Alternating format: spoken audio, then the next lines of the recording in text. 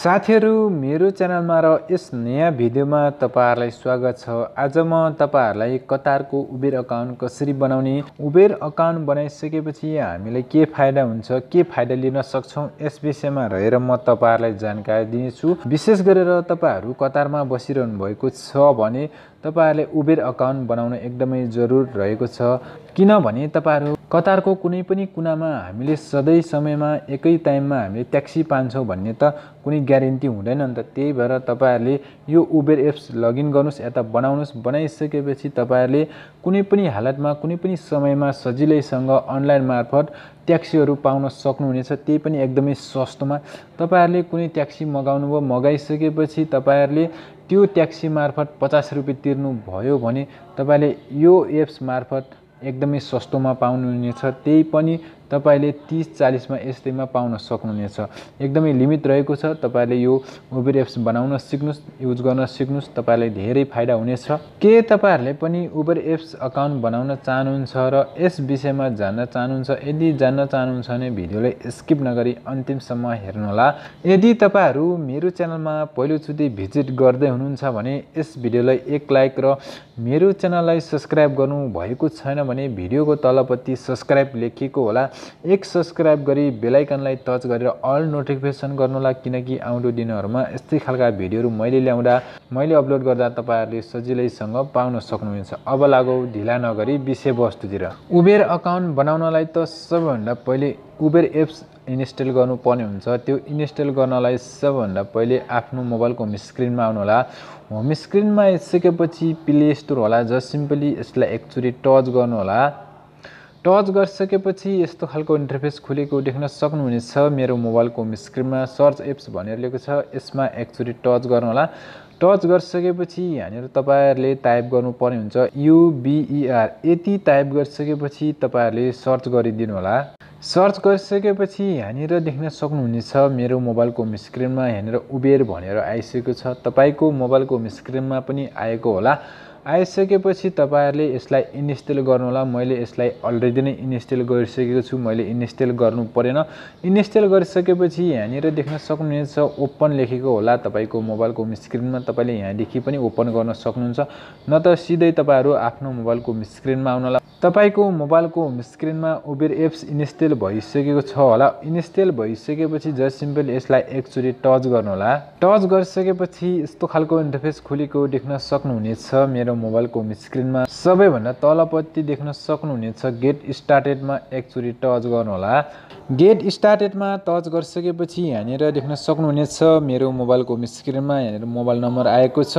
यदि तपाईहरुले मोबाइल नम्बरबाट तपाईले खोल्न चाहनुहुन्छ भने डाइरेक्ट यसलाई एकचोटी टच गर्नु होला। र तपाईहरुले अरु अन्य इमेलदेखि खोल्न चाहनुहुन्छ भने ओन अफ द दिस अबभ भनेर लेखेको छ, यसमा एकचोटी टच गर्नु होला। टच गरिसकेपछि यस्तो खालको इन्टरफेस खुलेको देख्न सक्नुहुनेछ मेरो मोबाइलको होम स्क्रिनमा। तपाईहरुले मोबाइल नम्बरबाट लगइन गर्न चाहनुहुन्छ, खोल्न चाहनुहुन्छ भने यहाँनिर देख्न सक्नुहुनेछ आफ्नो मोबाइल नम्बर टाइप गर्नु होला। त्यसपछि लिएर तपाईहरुले अन्य गुगल अकाउन्ट, फेसबुक अकाउन्ट, त्यसपछि लिएर इमेल अकाउन्ट खोल्न चाहनुहुन्छ भने यहाँनिर तपाईहरुले अप्सनहरु चुज गर्नु होला। म तपाईहरुलाई मोबाइल नम्बरबाट खोलेर देखाउँदै छु। जस्ट सिम्पली तपाईले यहाँनिर देख्न सक्नुहुन्छ मोबाइल नम्बरबाट खोल्न चाहनुहुन्छ भने यहाँनिर मोबाइल नम्बर भनेर लेखेको छ, तपाईले आफ्नो मोबाइल नम्बर यहाँनिर टाइप गर्नु होला। मेरो मोबाइलको होम स्क्रिनमा देख्न सक्नुहुनेछ यहाँनिर मैले मोबाइल नम्बर टाइप गरिसकेको छु। टाइप गरिसकेपछि यहाँनिर कन्टिन्युमा एकचोटी टच गर्नु होला। कन्टिन्युमा टच गरिसकेपछि यहाँनिर यस्तो खालको इन्टरफेस खुलेको देख्न सक्नुहुनेछ मेरो मोबाइलको होम स्क्रिनमा। हामीले जुन नम्बर टाइप गरेका थियौं त्यो मोबाइल नम्बरबाट हामीलाई ओपिटी कोड आउने गर्दछ। तपाईहरुले आफ्नो मोबाइलको मेसेज बक्समा गएर ल्याउनु होला। म यहाँनिर आफ्नो मोबाइलको मेसेज बक्समा गएर ल्याउँदै छु। जुन मेरो मोबाइल नम्बरबाट ओपिटी कोड आएको थियो त्यो ओपिटी कोड टाइप गर्ने बित्तिकै यहाँनिर यस्तो खालको इन्टरफेस खुलेको देख्न सक्नुहुनेछ। यहाँनिर इमेल भनेर लेखेको छ, तपाईले यहाँनिर रिकभरीको लागि इमेल टाइप गर्नु होला। मैले यहाँनिर आफ्नो इमेल आइडी टाइप गरिसके। टाइप गरिसकेपछि थोरै स्क्रल डाउन आउनु होला। स्क्रल डाउन आइसकेपछि यहाँनिर देख्न सक्नुहुनेछ नेक्स्ट भनेर लेखेको छ, त्यसमा एकचोटी टच गर्नु होला।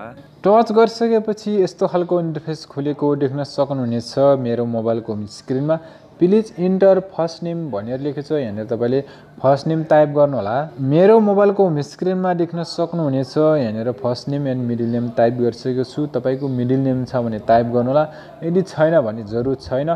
त्यसपछि लिएर यहाँनिर देख्न सक्नुहुन्छ अर्को लास्ट नेम यहाँनिर भनेर लेखेको छ। तपाईँले आफ्नो लास्ट नेम टाइप गर्नुहोला। मैले यहाँनिर लास्ट नेम टाइप गरिसकेँ। टाइप गरिसकेपछि तपाईँको मोबाइलको होम स्क्रिनमा नेक्स्ट भनेर लेखिएको होला, त्यसमा एकचोटि टच गर्नुहोला। नेक्स्टमा टच गरिसकेपछि यहाँनिर यस्तो खालको इन्टरफेस खुलेको देख्न सक्नुहुनेछ। मेरो मोबाइलको होम स्क्रिनमा term and review privacy notice भनेर लेखेको छ। त्यसको तलपट्टि देख्न सक्नुहुन्छ आई एग्री भनेर लेखेको छ। टर्ममा एकचोटि टच गर्नुहोला। टच गरिसकेपछि यहाँनिर देख्न सक्नुहुनेछ नेक्स्ट भनेर लेखेको छ। यसमा एकचोटि टच गर्नुहोला। टच गरिसकेपछि यस्तो खालको इन्टरफेस खुलेको देख्न सक्नुहुनेछ। मेरो मोबाइलको होम स्क्रिनमा get moving faster with Uber भनेर लेखेको छ।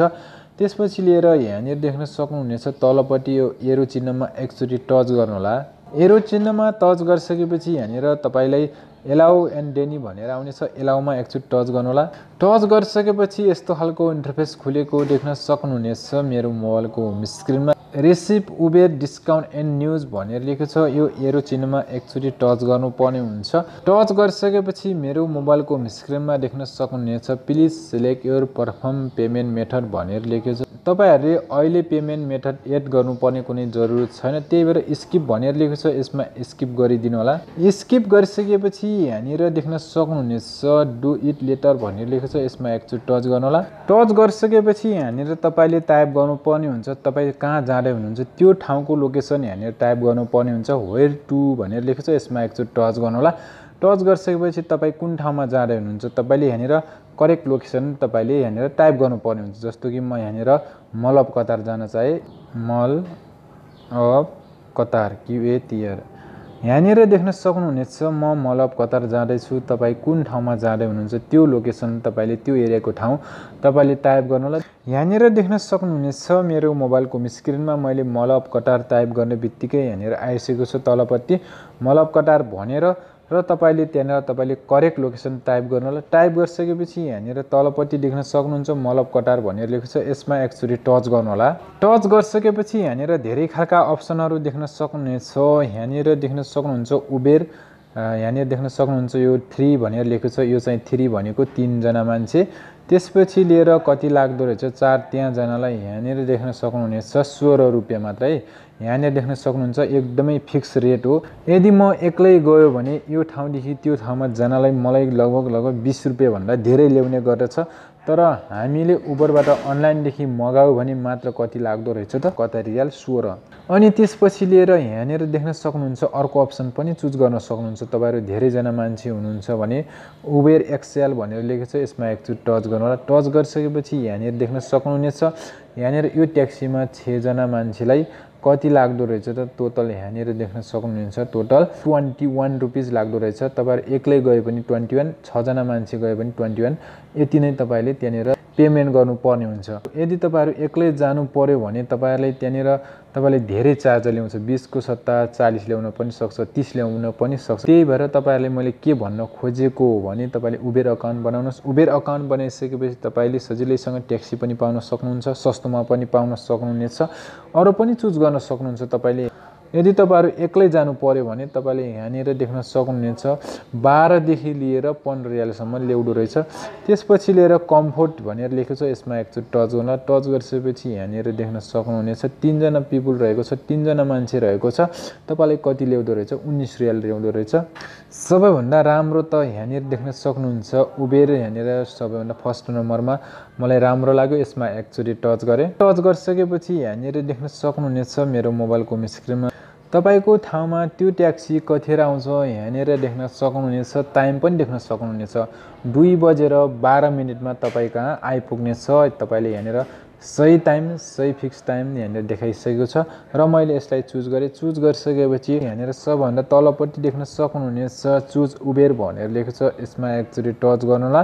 टच गरिसकेपछि यहाँनिर यस्तो खालको इन्टरफेस खुलेको देख्न सक्नुहुनेछ मेरो मोबाइलको स्क्रिनमा। यहाँनिर तपाईँले कन्फर्म पिकअप भनेर लेखेको छ। यसमा एकचोटि टच गर्नु। टच गरिसकेपछि तपाईँले कन्फर्म गर्न सक्नुहुनेछ र तपाईँले त्यो समयमा सजिलैसँग तपाईँ कहाँ आइपुग्नेछ। तपाईहरुले यसरी उबेर अकाउन्ट बनाएर तपाईहरु जुनसुकै ठाउँमा जानुस् र जुनसुकै कुनाबाट तपाईले सजिलैसँग उबेर ट्याक्सी मगाउन सक्नुहुनेछ र तपाईले सस्तोमा एकदमै भरपर्दोमा त्यो ठाउँमा पुग्न सक्नुहुनेछ।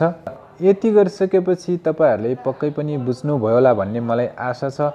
भिडियो कस्तो लाग्यो त्यो भिडियो मन परेर आगामी दिनहरुमा यस्तै खालका जानकारीहरु पाउनलाई तपाईहरुले यस भिडियोलाई एक लाइक र मेरो च्यानललाई सब्स्क्राइब गर्न नभुल्नुहोला भन्दै थ्यांक्स फर वाचिङ।